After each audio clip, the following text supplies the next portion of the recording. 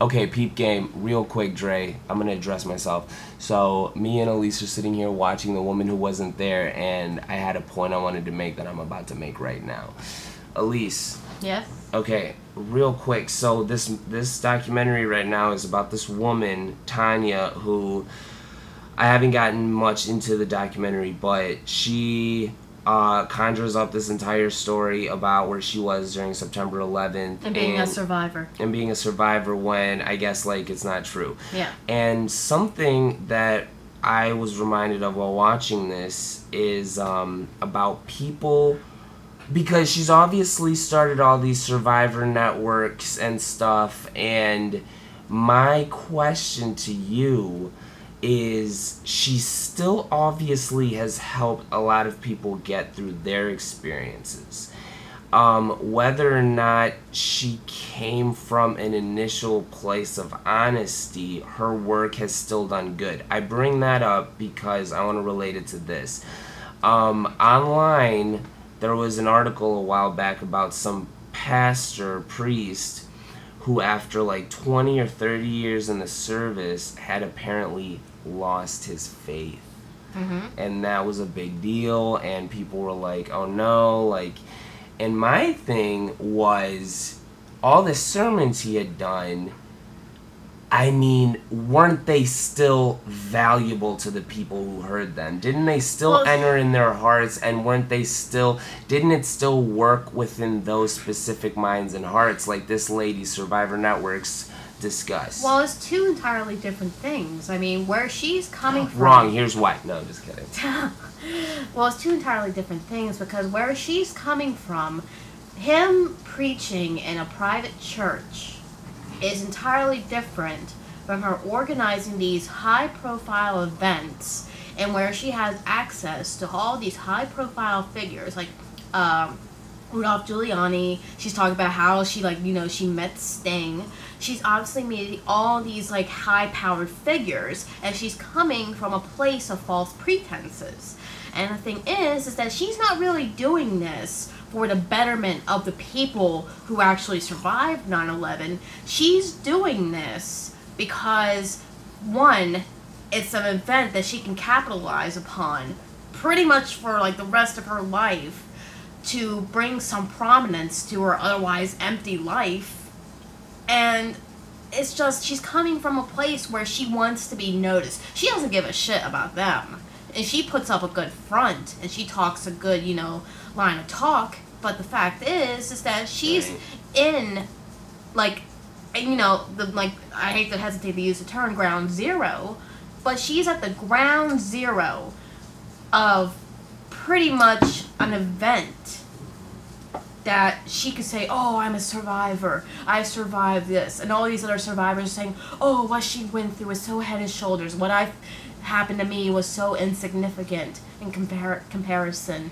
Right. And the fact is that she's really just doing it because she wants to bring meaning to her life. She doesn't give a shit about them. She doesn't want to bring, you know, some sense of closure to them. She wants the power that's associated with being in that position. Right. And you'll see why. As when you go further into this documentary, you'll see why she wants that power.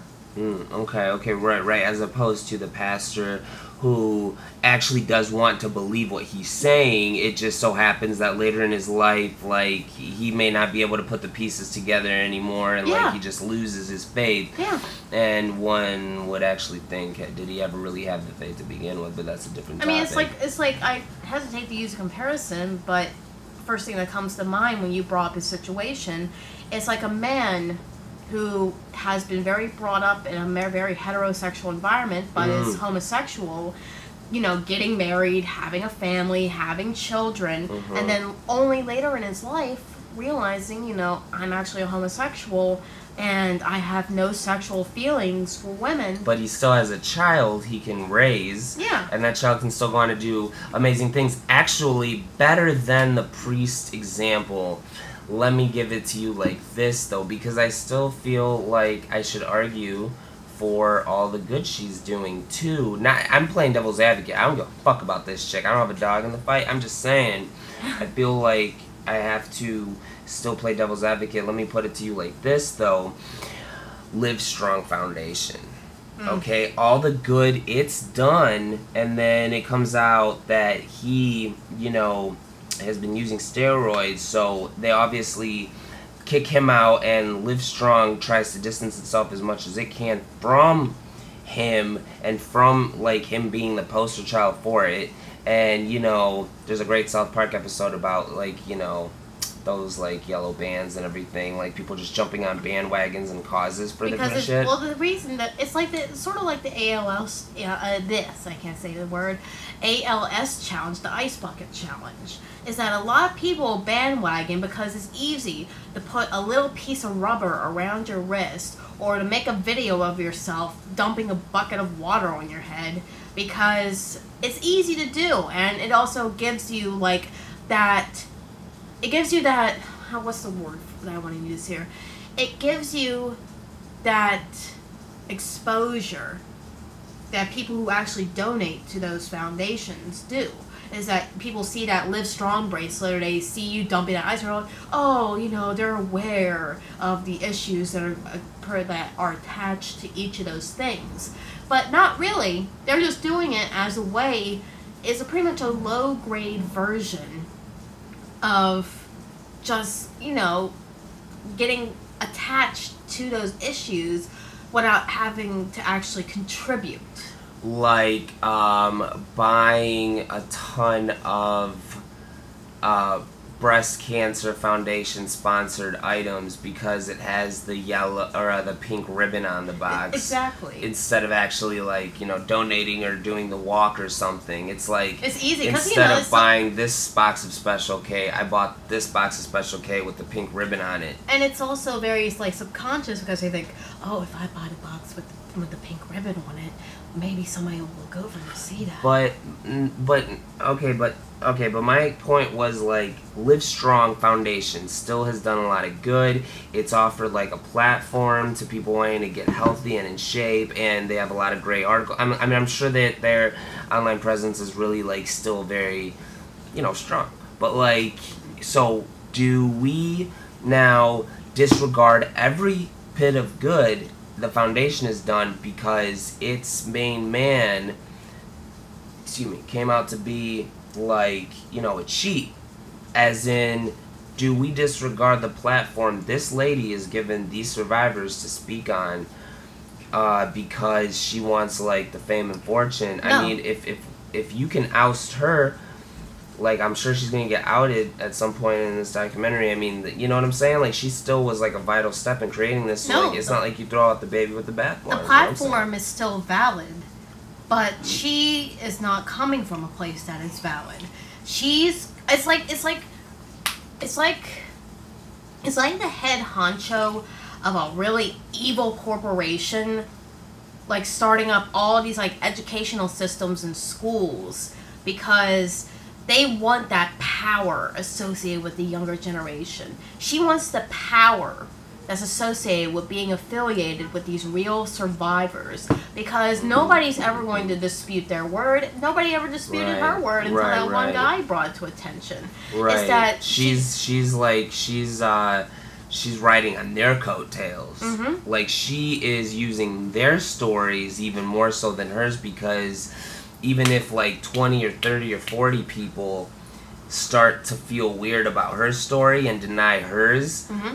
It's not like someone is going to look at 20 or 30 or 40 different individual stories and be like, that's fake. Yeah, so she's using their bunch of stories to validate her bullshit story. Exactly. And it's really, and as you said, she's riding on the coattails in reality. Right. Knowing that her story is fake. But in their reality, what they think of her being a survivor, she's actually the head honcho.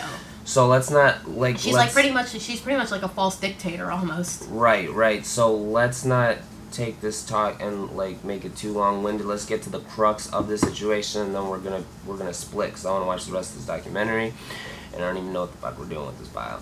But it's nice to have. Yeah, man, we should start a podcast. I don't know how though. We just fucking do this. Phil, I'm coming to you, Braj. Okay, we're still gonna start our podcast. Don't think I'm jumping ship. I'm just trying to juggle these things. These kitten heads. Yeah, but look, here's the crux. The real issue, the real point of this whole thing is, can you still take a man's message to heart if the man is flawed? Okay, so that's what I'm saying. Can you still, like, do you look at a person and what they've done and just the facts? Because if this bitch is gonna die tomorrow, and you look at just the facts, and someone's like, yeah, she lied about her 9/11 experience, but she still started this platform, and she was still vital in giving all these voices a place to speak on their experiences and get some help, you know, you have to weigh, like, yeah, I mean, you know what I'm saying? You take the bad with the good. And what I'm saying is, okay, here's another example. It's a little messed up, but, you know, back in, like, the Greek times, like, there was this, like, type of love between an older male and a younger male. Mm-hmm. You know, it was very, like, I forget, you know, the exact term for it, but This was back in the days of Socrates. yeah, way back, yeah, right around then. And actually, Plato spoke out against it. Yeah. Yeah, he was against it. He was against butt fucking young boys. And well, and I don't think Socrates ever partook. Okay, but or else, I mean, I don't know if Plato would have been, you know, his pupil. But what I'm saying is, but the whole thing had its own, like, rules and regulations. Like the father, like, had to approve.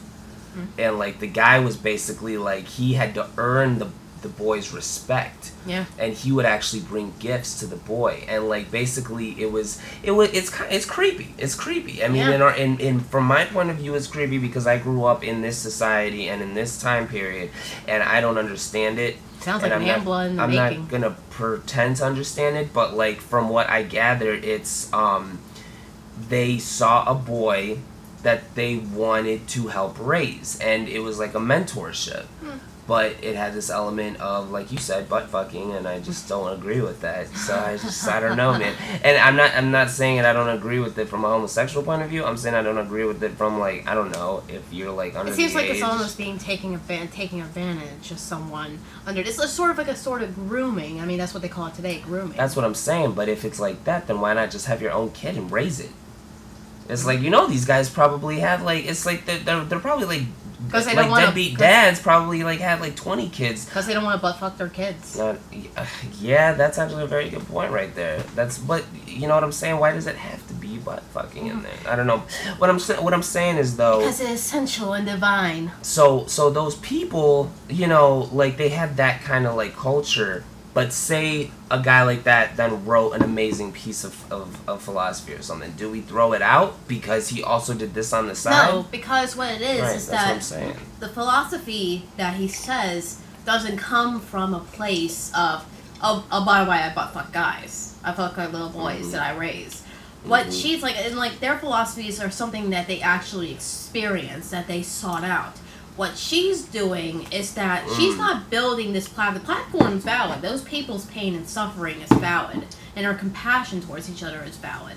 But her motives are not valid. Right. Because if she had built this platform, selflessly had built this platform, if she said, I'm not a survivor, but I want that'd be I want ideal. to band these people together, build a sense of solidarity, and build this platform in where they have a voice and they have all these this access to things like will give them a sense of closure.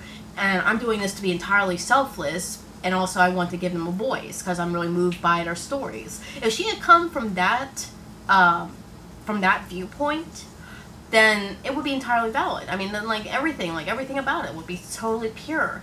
But she's not coming at it from that perspective. She's coming at it, as you'll find out later in this documentary, she's coming out about it from a place of wanting power, of wanting to be viewed and wanting to be put on a pedestal. And she builds this platform. It's almost like masturbation for her. Instead of flicking her bean, she's building this platform where she's like, everybody's like saying, oh, you're so strong. Oh, you're such a survivor. Oh, you're bringing together people. She likes that. Not because she doesn't give a shit about those people. She doesn't give a shit about what they've been through. She just knows that her story, quote unquote, is the most significant out of all of them, and she has a bunch of other people validating that as well. Dude, can I be really, really real with you for a minute? Yeah. Because a really big thing that me and Phil could never figure out was what to call our podcast. We literally went through like 500 different names. Mm-hmm. Because we basically would do what me and Scuba do over the phone, what me and Mossy do over the phone, what me and Megan, what me and Brittany do over the phone. And that's just... recorded. No, it's just philosophy. Like, it's just everything. We always just know. We don't record. That's our problem. We never record. The thing is that if you were to do, for example, a podcast that's centered... But time out. The thing I wanted to say, though, was we went through like 500 different names and we could not figure out. And I just got the name right now, man. What's the name? The Summit, man. Because that way I don't have to just worry about like, okay, me and Lisi have to get up on our podcast because we haven't recorded something in a while, and then me and Phil have a separate podcast that we haven't recorded that in a while. It could just be the Summit podcast, and then whoever is currently talking, that's what it is. And then me and Scuba can have conversations, and then Mossy and Scuba, and then me and Mossy and all that shit. Megan and Brittany. Yeah, and it works on two separate levels, because one, there's the group, the Summit, and also the Summit is, you're bringing things to a head. Right. Oh, I mean, did you not read my like little Christmas letter? I mean, that was the whole thing, man. Yeah. I mean, I know what I'm doing about double entendres. I think that would be a very good name for the podcast. Yeah, the Summit is an actual summit too is like a peak. Yeah. You know what I'm saying? The peak of a bringing things to the boiling point. That's what I'm saying, son. Excuse me, darling. I'm gonna go take a shit. Okay. How do I put this online? We'll take a look at how the file format is, and then we'll just stick it Well, I mean, I can just export it as MP3, but... We could just, what's that name of that one venue? I'll probably remember it. What? SoundCloud? Yeah, there we go. Oh, there's also Bandcamp, but... Alright, well, look. Alright, guys. I'm out, though. It's been breezy with your boy Dreezy, and I just made that shit up on the spot. Alright. I feel like we should be quacking next time we do this. That'd be fun. Megan, I'm looking at you, girl. Can I listen to it? I want to hear what it was like. Oh, dude, it's going on like 18 minutes. I don't want to like go through it now. If we put it online, you can listen to it like anytime. Yeah, put it online. Put it on SoundCloud. All right, we out. Peace.